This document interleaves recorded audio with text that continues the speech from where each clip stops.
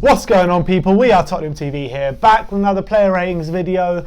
We have drawn 1-1 at home to Sheffield United.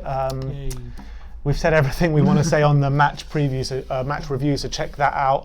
But let's get straight into the player ratings. Yeah, we've got Paulo Gazzaniga. We gave him a 6. I thought it was a pretty solid display from him. I thought he was pretty competent throughout the game. There was a few moments Sheffield United putting him under pressure, and I thought he dealt with it fairly well. And he made a couple of pretty good saves. But other than that, not too much of note. It wasn't an amazing game, but wasn't at fault for the goal or anything. Yeah, I mean, yeah, you're right. Moving on to Serge Aurier, we gave him a 3. I'm sick of this guy so much, you know. The amount of times I stuck up for him, backed him up over the last year or so, saying he's the best right back in the squad. He probably is on quality, but in this game and in this season, he's just shown his true colours, really. I think first half he was all right, not much of fault, but second half, you know, he was getting up the pitch and just not getting back. I don't understand how a right back can get up and not track back. He was just walking back like he was walking around the bloody going on a hike or something. You know what I mean? It was absolute disgrace. I just can't. And not only that, but his crossing was woeful as well on the evening. So the only point I make is if Kane was more sharper, he would have. I think Aurier would have had an assist in that first half. You're right. But apart from that cross, every other cross was absolutely woeful. All right, Eric Dier, we gave him a 4. Another, I think, after a good performance in midweek, people were saying, "Oh, look, Dier's centre-back, he's so good." And again, another few steps back for Dier this game, I think. Poor passing. I think on the ball was his biggest weakness. I thought he got caught out for the goal a couple of times. Both goals, I think he got caught out in no man's land. I think he got drawn to the ball, especially for the equaliser. And I felt. What do you mean? He caught that guy offside? No, yeah, exactly. great line by Dier. But yeah, more. I mean, I thought it was pretty curious that even though he had a good game midweek, that he kept with Dier at centre back, considering that Toby was on the bench. But I thought it was again a poor display from him, and I don't think he needs to improve. I know he's been ill. We came out and said he's been ill recently, and he's not been injured, but I don't think he's the answer. Agreed. Moving on to Davies and Sanchez, we gave him a 7. I thought it was a very good display from Davies and Sanchez, probably the best display I've seen from this season. You know, I'm one that always kind of digs out Sanchez for being clumsy, for his positional sense still isn't great, but I thought he was making so many great challenges, and probably he's one of the only reasons that it kept the score at 1-0 for so long. I personally don't think he was as good as an 8. I thought he had a good game. He made some I gave it 7. Oh, 7, sorry. 7's probably fair. I think he had some good tackles. He did make some really good tackles during the game, but I thought he was kind of making up for himself being out of position a lot. And I did feel like Sheffield United, especially that chance in the first half where the ball came in from the left, and I can't remember, the striker had a clear shot of goal inside the 6-yard box and put it just wide. I thought he got caught out of that situation. I thought a few situations he got caught out, and I still think there's some food for thought for Sanchez, but I did think, I agree with you, some good tackles. No, but obviously there's always going to be food for thought for Sanchez, but I thought it was much better than previous performances, and I thought that a lot of his attempts to win the ball that were very strong and kind of limited them to just one goal, really, at the end of the day. I'm still not convinced, we'll see. Next up, Ben Davies, we gave him a 4. Really poor, really poor display from him. I thought for the equaliser, he was so slow to come out to the ball, allowing Bulldog to get the ball in, and unfortunately, obviously, the cross flew into the back of the net. I felt like going forward, he was absolutely offered nothing. He miscontrolled the ball several times. He offered no incisive passing that we know he can offer. He didn't really offer an option going forward, and I thought Sheffield United played it. I thought he got doubled. I don't think he got a lot of help. I thought Alli tracked back quite a fair amount, but a lot of the times he was overrun in the fullback positions, and I think the 3 at the back, when they had a wing back, gave him a lot of trouble, and I think he struggled. Yeah, and I just felt the majority of their attacks were coming down his side as well. I thought he was just getting done time and time again. But it is what it is. Moving on to Sissoko, we gave him a 6. Again, Sissoko covering every blade of grass, kind of breaking up play in the middle, trying to let Ndombele do his work. But quality was a bit lacking there from Sissoko. but he's probably one of the only ones that shows a bit of passion in the team. So, you know, he's probably the first name on the team sheet at the moment with Sissoko, just because of the grit that he provides, but quality just wasn't there really. Yeah, well, he's so vital to where you play. We need him at the moment every game, even when he's not contributing that much on the ball.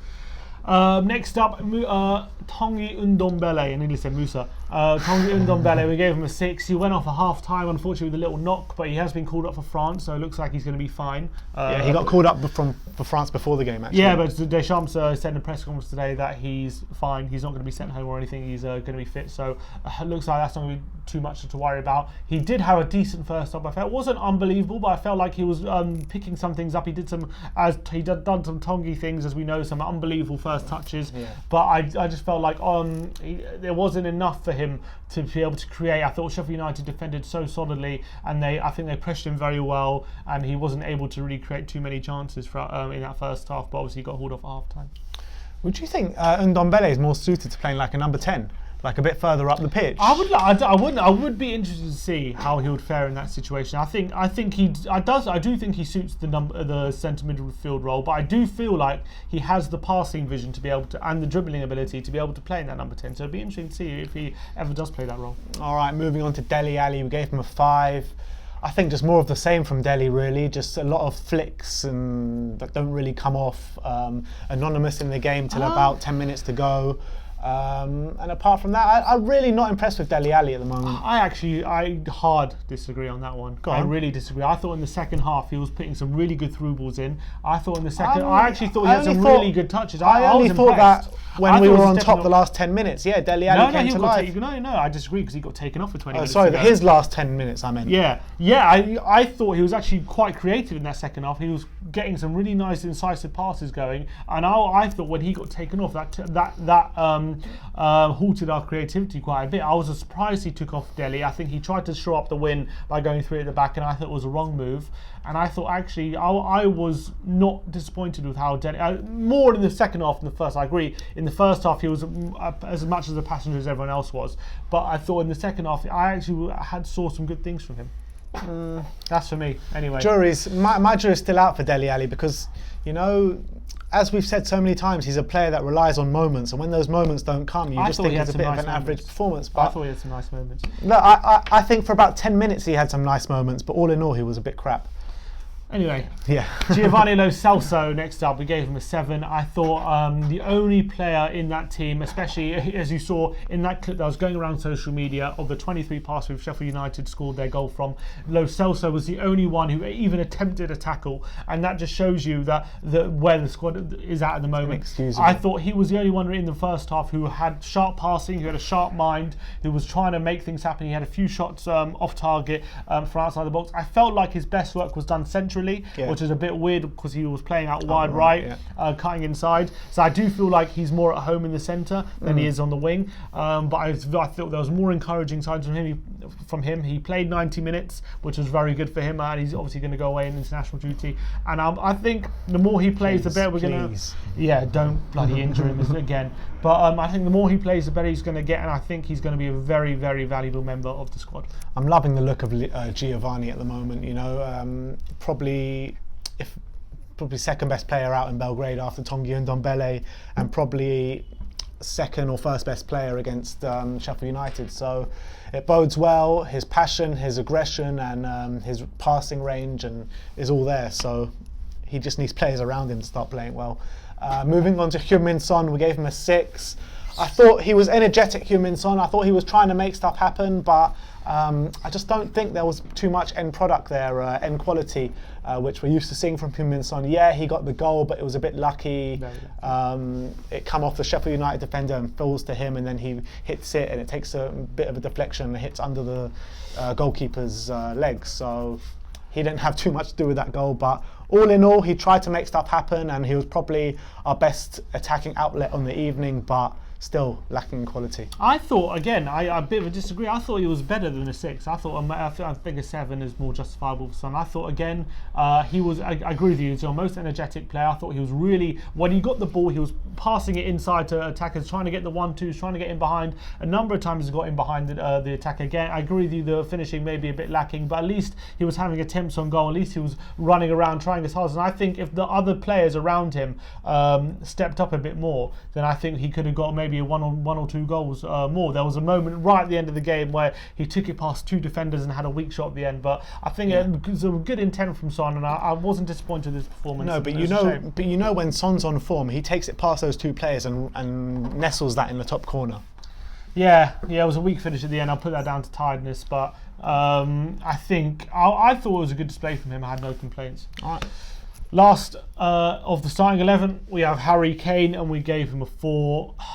Anonymous, wasn't he? Completely anonymous. I think he was up against 3 centre-backs for Sheffield United, and it was meat and drink for them. A completely easy day. He had one chance pretty much the whole game, which was right near the beginning in the first half when Aurier crossed the ball in and he mishit the finish. Other than that, he tried a few times. He tried to make something for himself and ended up having the shot blocked or getting tackled. And he was pretty anonymous in the build-up play. He wasn't really getting involved. He was trying to play on the last time, which to be fair to Kane, I've been calling for him to do more of that, but it didn't work out for him this game, and maybe I can understand why. He's been dropping deep a lot more, and I felt like he struggled big time, and he just. And one more worrying thing is his pressing doesn't seem to be there anymore. He doesn't seem to be pressing from the front as he used to. Whether you put that down to his ankles problems or whatnot, I don't know what you put it down to, but there's been a bit of a change in Kane, I felt. Yeah, and he doesn't kind of drop deep and get involved in the midfield play as much as he used to as well, which is also a bit worrying. Yeah. So he's just kind of static and a bit lost up there up front. But that moves us on to Pochettino. We gave him a 4. 4 is mainly just not for getting his team up for it. We knew we had to be on the front foot from the first minute. You saw from 5 minutes what the scoreline pretty much was going to be. You can't really say much about taking off Ndombele for Winks at half-time because Ndombele was injured. I felt that going 5 at the back was a wrong move. I think sitting back on a 1-0 lead, I think is just... Why? With 20 minutes to go, it's not even like 5 minutes. Like why? I don't get it. He's making a lot of questionable decisions at the moment, and I'm starting to feel that. I'm a big Pochettino fan, but I'm starting to turn a bit. I'm starting to feel that maybe we do need someone in with fresh ideas. I agree with you, but in defence of Pochettino, it was the lineup everyone wanted. It was the lineup everyone was crying out for, and you can't blame him. Apart from maybe Dier and Aurier. Yeah, but you can't blame him for. I don't think you can blame him too much for the lineup. Should have been good enough to win the game, and you don't. It's also what everyone was saying consistently throughout the whole of the season. Get these players out of the team and get these other players in the team. He did that, and it's still the same result. So you can't blame him too much for that. But what you can blame him for, the in-game substitutions. I said at the time, as soon as Sheffield United scored, Moura had to have been stripped off straight away, and he waited about 5 minutes or 10 minutes to strip him off, and I thought Moura actually looked quite decent when he came on and had a shot, nearly scored. Going 5 at the back was a questionable decision with 20 minutes to go, and Dele, for me anyway, was looking creative and looking like he might create a chance. But having said that, the players are not playing to his tactics, not following instructions, and I think he has to take a lot of the blame for that, for not being able to motivate them. Anyway. Yeah, and a quick mention on the subs. Winks, who came on at half-time, I actually thought Winks played quite well when he came on. He was okay. He was all right, he was drifting past a few players, trying to make things happen. But a few times he lost the ball quite badly. He did lose the ball quite a few times, granted. I thought Foyth, actually, I like the look of Foyth when he came on. Foyth needs to be, how many times do we have to say it? Yeah. Foyth needs to be starting at the moment because Aurier is terrible. Even if it's at centre-back, Dier is terrible. So my starting back 4 at the moment is probably Foyth, Toby, Sanchez and Davies. Sessegnon maybe. When he comes more of a left winger though. I will get him to play left back. Honestly, because the 2 we have at the moment, we can't get performance out of them. To be fair, Rose played quite well in Belgrade. He did play fairly well in Belgrade, but that's the exception rather than the rule this season. That's true. Foyth, I felt like put some really good tackles in when he came on. I felt like he was a really solid right back, and I was a lot more comfortable with him there than I was with Aurier. But and Moura had 5 minutes. I thought he looked fairly dangerous, but he he didn't have enough time. Yeah. All right. All right, international break this weekend, and then we go to West Ham away. Like, subscribe, and comment below. Tell me what you think of our player ratings, and as always, Come on, you Spurs.